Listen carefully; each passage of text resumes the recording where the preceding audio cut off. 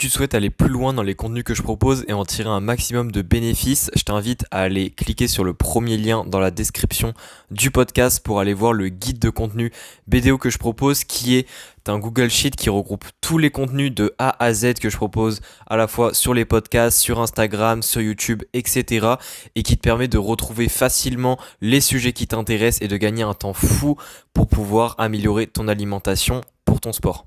Premier lien est dans la description et on commence tout de suite l'épisode. Et salut à toi, bienvenue dans ce nouvel épisode du podcast Nourris ta santé. Aujourd'hui, on va parler du calcium et de tout ce qui est lactose, puisque j'avais envie d'expliquer un petit peu l'importance du calcium pour les athlètes. Mais évidemment, l'idée c'est pas, parce que j'ai déjà fait des épisodes où j'en ai parlé, même si je pourrais en refaire encore plus précis, l'idée c'est pas d'expliquer exactement pourquoi est-ce que le calcium est important pour l'athlète, même si je vais donner quelques points, mais c'est surtout d'expliquer le problème des personnes qui enlèvent totalement les produits laitiers de leur alimentation pour plusieurs raisons que je vais citer après. Et dans le cas où ce sont des personnes qui font du sport à plus ou moins haute intensité, plus ou moins haut niveau, ça peut effectivement poser un problème. Et je vais un peu parler en fait des solutions à ça que j'expliquerai plus dans un prochain épisode justement, mais je vais y revenir après. Donc déjà, pourquoi est-ce que le calcium est important pour les athlètes ? Ou alors, je vais reformuler, pourquoi est-ce qu'il est encore plus important pour les athlètes que pour les personnes, on va dire lambda ?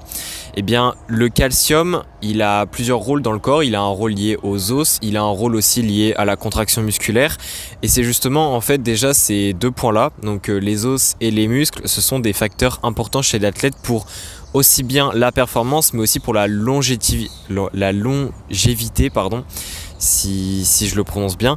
de la carrière du sportif. C'est-à-dire que si on a une bonne santé osseuse, si on a une bonne santé musculaire, ou du moins une bonne contraction musculaire, ça va à la fois permettre d'avoir un bon recrutement de la force, donc avec une bonne contraction musculaire, parce que le calcium permet justement de réaliser en tant que tel la contraction musculaire, et donc il contribue à la vitesse de contraction et aussi à la puissance de la contraction. Donc déjà il y a ce point là, mais il y a aussi le point sur la structure des os, ce qui fait que si on a une meilleure structure osseuse, si on a une meilleure aussi densité osseuse, ça va permettre d'accompagner, on va dire, les muscles à pouvoir à la fois comprendre, enfin pas comprendre les impacts, mais du moins encaisser, chercher le mot, encaisser les impacts qu'il y a dans le sport. Évidemment ça dépend du sport, et également de permettre, parce que les os aussi parfois dans certains sports sont encore plus importants, et c'est surtout dans les sports à impact. Donc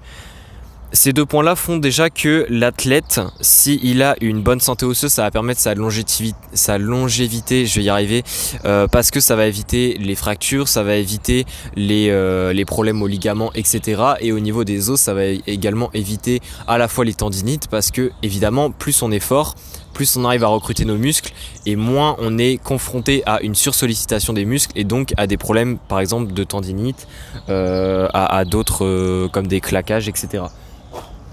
Donc au niveau des performances, c'est intéressant, parce que évidemment si on arrive à mieux recruter nos muscles, si notre densité osseuse est meilleure et que du coup ça nous permet d'avoir plus de puissance en général dans notre sport, c'est bien, mais c'est aussi important pour justement ne pas se blesser, et donc pour durer dans le temps et ne pas régresser à long terme, ou du moins carrément devoir stopper sa carrière si on est dans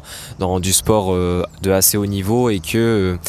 on est sujet à une blessure trop importante. Donc ça c'est vraiment pour un petit rappel du pourquoi le calcium est important. Alors évidemment le calcium a d'autres aussi rôles, mais on va dire ce sont les principaux.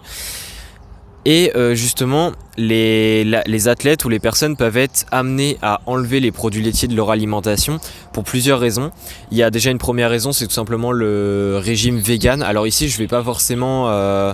parler beaucoup de ce point là dans cet épisode, je vais surtout parler d'un autre point que je vais dire après. Donc il y a déjà le régime vegan. Après il y a un deuxième point, c'est juste qu'il n'y a pas les habitudes alimentaires qui ont été instaurées, c'est-à-dire que les personnes depuis petites elles n'ont pas eu l'habitude de manger par exemple du fromage, des yaourts, bref des produits laitiers. Et enfin il y a le troisième point, c'est que la personne est sujet à une intolérance au lactose, et c'est justement de ça que je vais parler dans cet épisode plus précisément, parce que je pense que c'est un sujet qui est très mal compris et qui pourtant concerne beaucoup de personnes, beaucoup de personnes dans le monde tout simplement. Donc les deux autres points, je vais pas vraiment en parler parce que les habitudes alimentaires de l'enfance, ça c'est un sujet où on pourrait aussi en discuter dans l'épisode, mais c'est pas du tout lié à ce que je veux dire ici. Et aussi le régime vegan, ça c'est un débat aussi, donc c'est pas, enfin j'ai pas envie de débattre là-dessus. Mais concernant l'intolérance au lactose, déjà ce qu'il faut comprendre, c'est que premier point, c'est que les personnes ont tendance à surestimer la fréquence de l'intolérance au lactose, c'est-à-dire que généralement, les personnes ont beaucoup trop tendance à vite se considérer comme étant une personne qui est intolérante au lactose, parce que sur les réseaux, le lactose prend un peu cher de manière générale, et que on a vite tendance, avec des pourcentages qui sortent des fois de je ne sais pas trop où, de penser que les 3/4 au moins de la population française est intolérante au lactose. Et que par exemple une fois qu'on a atteint 3 ans, on est obligatoirement intolérant au lactose. Bref, il y a beaucoup d'idées qui circulent autour du sujet, et du coup de manière psychologique les personnes ont vite tendance à être persuadées qu'elles sont intolérantes au lactose. Et même si jusqu'à aujourd'hui elles étaient bien tolérantes au lactose, en voyant toutes ces informations là, on va dire leur schéma psychologique autour de cette idée va vers l'idée qu'elle tolère de moins en moins le lactose, et du coup les habitudes où les actions de la personne vont changer de manière consciente ou inconsciente. C'est-à-dire que en voyant toutes ces informations-là, peut-être qu'elle va manger un petit peu moins de produits laitiers de manière générale, ou peut-être qu'elle va d'elle-même enlever petit à petit les produits laitiers. Bref, il y a plusieurs schémas possibles, et ça va faire que soit il va y avoir une réduction, une diminution énorme des produits laitiers consommés dans la journée ou dans la semaine, ou soit il va y avoir carrément un bannissement en quelque sorte des produits laitiers. Donc en fait le problème de ça, c'est qu'il y en a deux. C'est que déjà le premier, c'est que ça enlève un groupe alimentaire de l'alimentation. Enlever un groupe alimentaire de l'alimentation, sauf si on a un régime très particulier d'un point de vue religieux ou quoi, ça à la limite ça peut être compréhensible, ça c'est même un autre sujet. Mais le fait de totalement enlever un groupe alimentaire parce qu'on pense qu'on tolère pas telle chose, c'est généralement une mauvaise idée, parce que ça va amener des carences, et en plus de ça, peut-être que la raison derrière ça n'est pas suffisamment forte. C'est-à-dire que si on enlève le groupe alimentaire parce que selon nous on tolère pas telle chose, en fait ça se trouve c'est juste pas vrai, et du coup on se restreint de ce groupe alimentaire là pour rien. Et justement le lactose,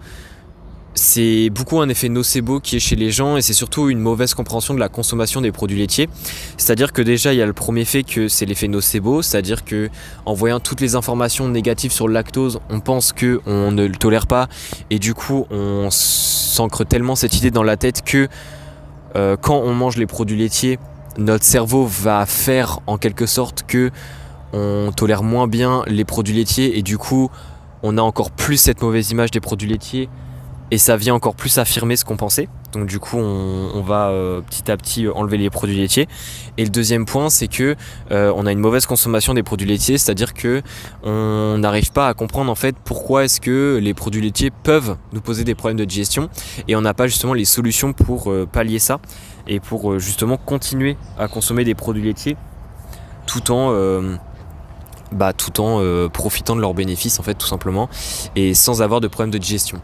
Et justement, vu que ça c'était un peu un épisode, je dirais introduction en quelque sorte, mais je voulais déjà parler de ce point là. Et justement pour le dernier point, donc l'effet nocebo, je vais pas vraiment en parler, parce que encore une fois l'idée c'est juste de comprendre que le lactose c'est pas le démon, et que sur les produits laitiers, tous les posts sur le lactose sur les réseaux sont souvent de la désinformation. Donc ça faire un épisode dessus, je pense que ça n'a pas réellement d'intérêt, parce qu'au final la clé là-dessus c'est juste de faire attention à ce qu'on voit sur les réseaux et de ne pas prendre toutes les informations à la lettre. Mais concernant le deuxième point sur mieux consommer les produits laitiers, je vais justement faire un épisode dessus qui sortira la semaine prochaine, où je vais expliquer un petit peu que l'on soit intolérant au lactose réellement ou qu'on soit pas vraiment intolérant au lactose. Je vais expliquer et je vais donner quelques stratégies pour justement limiter, on va dire, les risques de problèmes de digestion quand on mange des produits laitiers, de façon à ce qu'on puisse à la fois ne pas avoir de problème de digestion, évidemment, mais aussi profiter des bénéfices des produits laitiers. Et ça justement pour avoir de meilleures performances si tu es sportif, mais aussi pour avoir une meilleure santé de manière générale. Donc on se retrouve la semaine prochaine pour l'épisode à ce sujet-là, et on se dit à très très vite.